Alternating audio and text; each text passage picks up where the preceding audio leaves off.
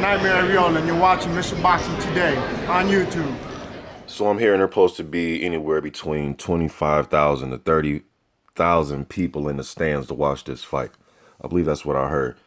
This is going to be a really good fight. On one hand, I can see Kell Brook using his movement, using his quick combinations, using those quick lead right hands, the quick jab, the movement. I can see him doing that to Errol Spence and winning a decision. Then on the other hand, I can see Errol Spence walking him down, beating him to the punch and making every punch count.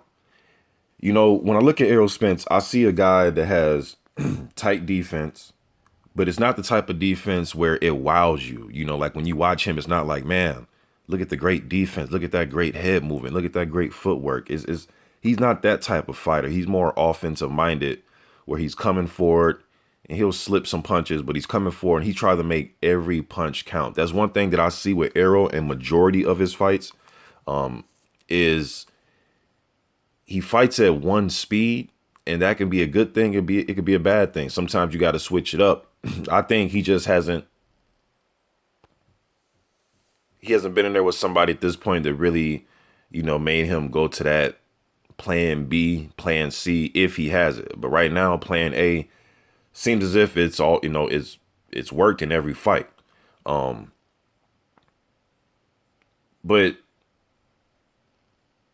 he digs to the body. Errol Spence is a good body puncher. I think that's one of his best. When I look at him, that's one of his better qualities, man, is his body work. I love his body work. He's gonna have to cut off the ring, and he's gonna throw a lot of combinations. I think a lot of power shots.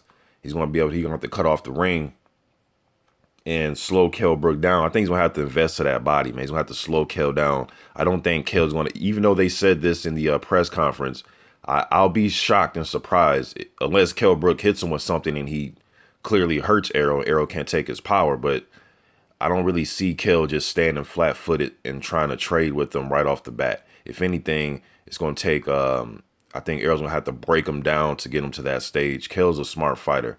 Again, unless Kell hurts him early and gets his respect, I don't really see him standing flat-footed.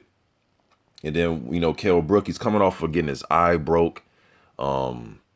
So is he 100% completely over that? He looks in physical condition. I know what he says, and he talks really confident. He looks in great shape, but that doesn't necessarily mean that he's completely over getting his eye broke and getting stopped for the first time in his career. Then he's getting right back in the ring with another fighter that likes to stalk you, walk you down, and beat you up. I'm not saying that Errol Spence is Gennady Golovkin, but it's that same type of. He's going against a fighter that has that same type of mentality, another undefeated fighter. But this is a different situation. This is a young guy that's coming up and trying to make a mark for himself. But he's gonna have to get Spence respect right off the top. Right off the top, man. He's gonna have to hit him with one of them those quick lead rights or a uppercut, something to get Errol Spence respect and to make him, to put that doubt in his mind that you're not going to walk me down. You're not going to, treat me like a wounded animal and just chop me up. You know what I mean? He's going to have to get his respect, man.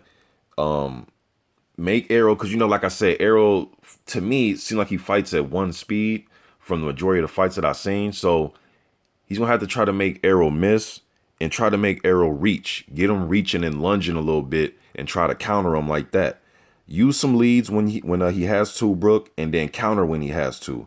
But he's going to have to put hands on Errol Spence, man. One thing I've seen from Errol is that I think Brook will have to take advantage of is Errol sometimes he has a tendency of, on defense, he'll just go straight back. He'll move out the way, but he'll go straight back in the line sometimes with his hands up. And I've seen him get hit with straight punches as he's going back. But he was never hurt. So I think Brook will have to take advantage of that.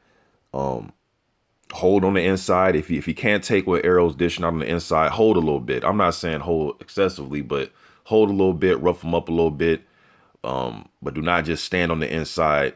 But Kell has really quick hands, but I think unless he can land first, that will play to the advantage of Errol Spence being on that inside because Spence likes to work his way from the body up. He's not just a head hunter, at least from the fights that I've seen. He likes to work from the body up.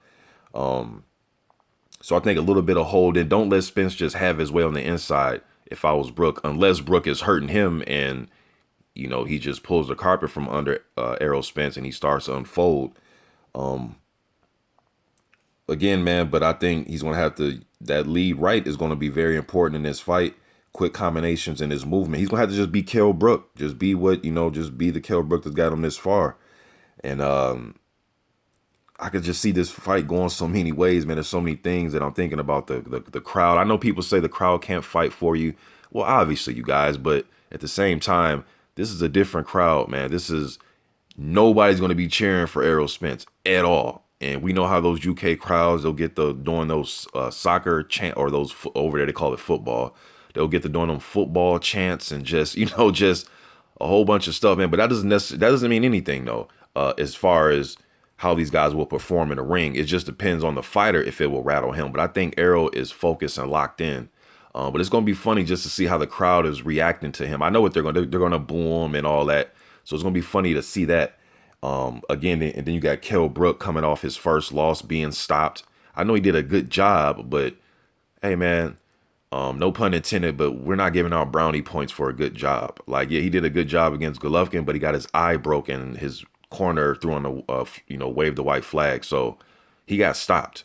You know what I mean? He did it. Yeah, he did some good things in that fight, but Golovkin just wasn't respecting him. That's why I thought he was able to land clean, flush shots, not only because he has fast hands and he's a good combination puncher. I also thought Golovkin just threw defense out the window and he was just taking what Brook had and he was trying to walk him down and get him out of there so bad. He didn't even care about defense. He wanted to just cut him off and, try to land shots and bust him up, which he started to do. Bust him up, broke his eye, so, and I think Spence will do that. But then I'm banking on Spence having his, is his chin as good as Golovkin's? I've seen Golovkin get cracked with good shots and staying there against better opposition, heavier punchers. So styles make fights, I guess we'll see. And when they were standing side by side, Brook and Spence, they looked about the same size. You know what I mean? I think at the weigh-in, I believe Brook had on a pair of sandals and Spence had on a pair of tennis shoes. So I think he was like a little bit taller when they were standing at the weigh-in. But I think they're about the same height, both big, strong dudes. It just depends. If Brook can get his respect and he makes Spence, if for 1 second Spence has to stop, think, and he's kind of chasing Brook around a little bit and he's overextending and reaching and getting countered, Brook is going to win this fight by decision. And it may be a point where he's schooling him. But I just think Brook coming off that, like, we have to factor that in, the "what have you done for me lately" thing. And that's usually how it works in boxing.